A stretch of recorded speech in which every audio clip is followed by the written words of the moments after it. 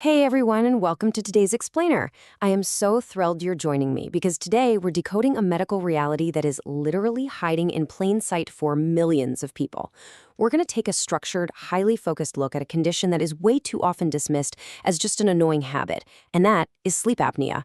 We're pulling back the curtain on the dramatic, physical realities of what actually happens to the human body when this condition just goes ignored. It's a serious topic, for sure, but by the end of this explainer, you're going to be empowered with the exact knowledge you need to protect yourself or your loved ones. Okay, let's dive right into this and immediately address the absolute elephant in the room. It's the question people kind of whisper to their doctors but are often way too afraid to ask out loud. Can you actually die from sleep apnea? We really need to look right at the severity of this topic before we can understand how to solve it. And the stark factual reality here is, yes, you can. Untreated sleep apnea absolutely increases the risk of serious, fatal health complications. We're talking about a direct link to heart disease, stroke, heart failure, and even sudden cardiac death. It is not just a snoring problem, you guys. It is a profound cardiovascular threat. So here is our roadmap for today. We'll look at, can sleep apnea be fatal? What is sleep apnea? The silent cardiovascular threat, warning signs and symptoms, and finally, taking action and treatment. Section 1. Can sleep apnea be fatal? A chronic stressor. Section 2.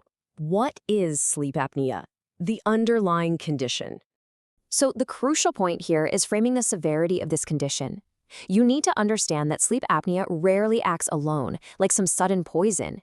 Instead, it systematically worsens your cardiovascular health over time. Basically, sleep apnea is a condition where your breathing repeatedly stops and starts during sleep. This lowers your oxygen levels and forces your body to work incredibly hard all night long. I really want you to imagine the sheer physical toll of this. You're lying in bed, supposedly resting, but your internal engine is just redlining. Your body is working overtime, literally fighting for air in a state of high alert, instead of repairing and recovering like it's supposed to. Now, there are two main culprits here. The most common one is obstructive sleep apnea, which is where the airway physically collapses or gets blocked. But there's also central sleep apnea, which is a bit different. This one happens when your brain basically fails to send the right signals to your breathing muscles.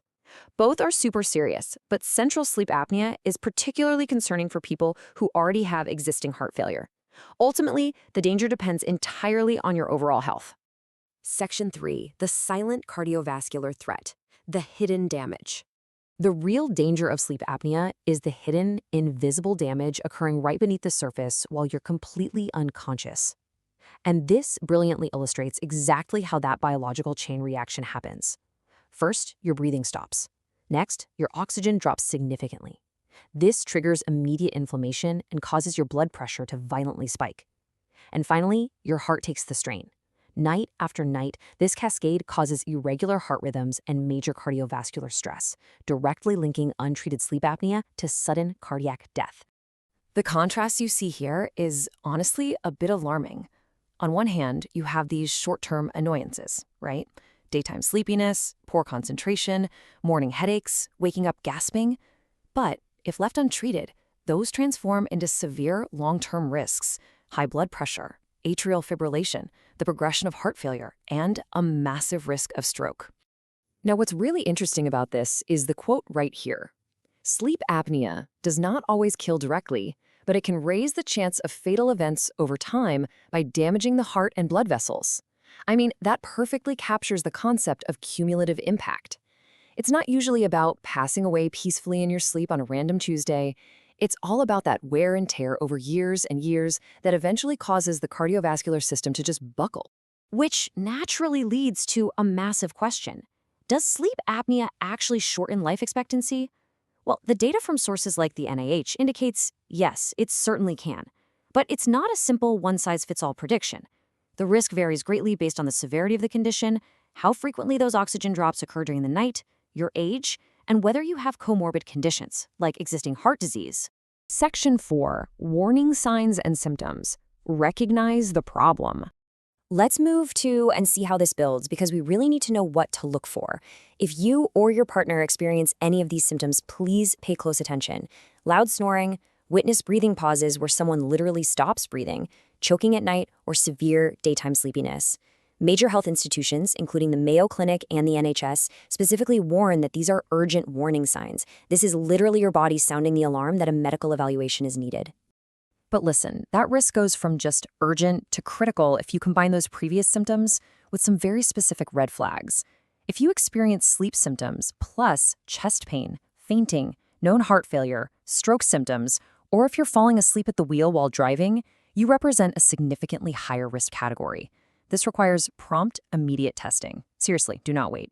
Section 5, Taking Action and Treatment. Highly treatable. Okay, I know we've covered some pretty intense, heavy realities today, but here is where we pivot directly to the good news. There is absolute energetic hope here, because this condition is highly, highly treatable. The very first step to taking action is getting evaluated, and a sleep study is the gold standard. Why? Because symptoms alone just aren't enough to judge your full cardiovascular risk. A doctor needs to formally measure the severity of your condition by literally counting your apnea events and tracking the exact drops in your oxygen levels while you sleep. Which brings us to the final and honestly the most crucial question of this entire explainer. Can treatment actually lower the death risk we talked about earlier? It's a resounding yes. Treating sleep apnea fundamentally alters your health trajectory. The most common and effective treatment out there is a CPAP machine. It works mechanically by keeping the airway open, which immediately reduces those dangerous oxygen drops and completely eases that tremendous stress on your heart.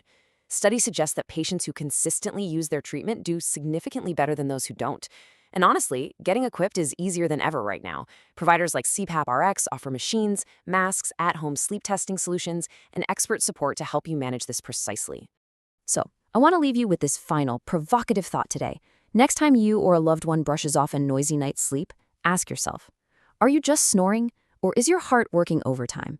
Do not underestimate this silent threat. Take control, consult a doctor, and protect your heart. Thank you so much for joining me to decode this crucial topic today, and keep learning.